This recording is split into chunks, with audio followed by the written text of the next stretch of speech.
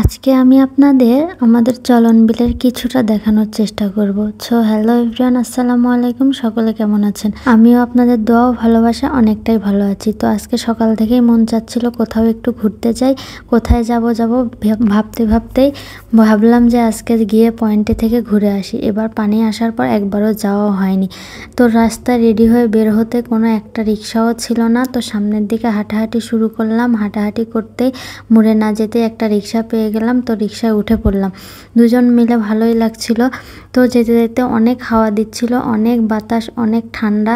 এখন তো বৃষ্টির সময় অনেক সুন্দর আবহাওয়া থাকে। আর বিকালবেলা অতটা গাড়ি ঘোড়ার চাপও ছিল না। আর আগের মতো এখন আর অত মানুষও হয় না। হয়তো ঈদের সিজনে অনেক ভিড় হয় পয়েন্টে, কিন্তু ঈদ ছাড়া ততটা ভিড় হয় না। তো আস্তে আস্তে চলেই আসলাম। ছোটবেলায় অনেকবারই আসা হয়েছে, কিন্তু বিয়ের পর আর অতটা আসা হয় না। আসলে বিয়ে হলে অনেকটা শখ আহ্লাদ কমে যায়। এক কথায় ঘোরাঘুরির আর অতটা শখ থাকে না। বিয়ের আগে যেমন থাকে, বিয়ের পর মেয়েরা অনেকটাই বদলে যায়। তো দেখতে দেখতেই চলে আসলাম চলনবিল পয়েন্টে। তো আসার পর এখানে পরিবেশটা এতটা সুন্দর ছিল। এখানে আবার দেখছিলাম অনেক লোক আছে, লোকেরা হাঁস নিয়ে এখানে বসে আছে। আমার তো এই প্রাকৃতিক পরিবেশ অনেক ভালো লাগে। আপনাদের কার কার ভালো লাগে অবশ্যই জানাবেন।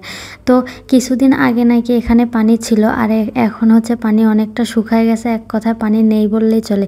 তো এখানে আসার পর রাস্তায় দেখি অনেক কাশফুল ফুটেছে, অনেক ভালো লাগছিল।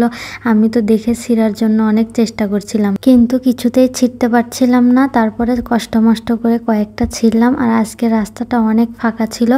তারপরে চলে আসলাম। এখানে কিছু রেস্টুরেন্ট হয়েছে আমাদের চলনবিলে। এক কথায় পানির ওপরে ভাসমান এই রেস্টুরেন্টগুলো অনেক দিন ধরেই সবার মুখে শুনছিলাম, কিন্তু যাব বলে যাওয়াই হচ্ছিল না। তো শেষমেশ চলেই আসলাম। আজকে আসার উদ্দেশ্য মূলত এখানে আসার জন্যই আসছিলাম।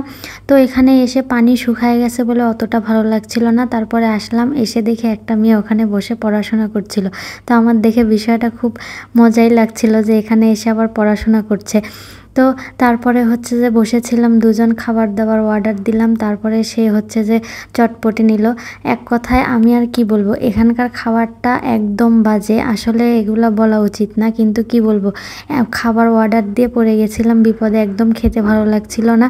তো আমরা একটা চটপটি এবং লাচ্ছি অর্ডার দিয়েছিলাম।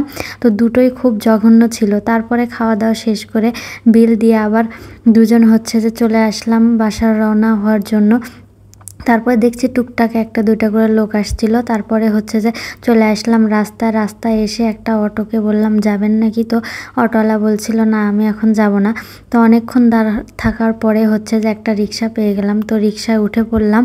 তো রিক্সায় উঠার পর আবার রওনা দিয়ে দিলাম। এদিকে সন্ধ্যাও লেগে আসছিল, আর আকাশটা অনেক সুন্দর দেখা যাচ্ছিল। কত সুন্দর, একদম মেঘ নাই, সূর্য ডুবে গেছে, অনেক ভালো লাগছিল। তো তারপরে বাসার উদ্দেশ্যে রওনা দিলাম। অনেক দিন পর একটু ঘোরাঘুরি করে ভালোই লাগছিল।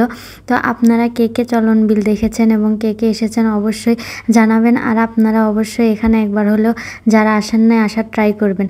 তো এটাই ছিল আজকের আমার ছোট্ট একটি ব্লগ। সবার ভালো লাগলে অবশ্যই শেয়ার করবেন এবং কমেন্ট করবেন।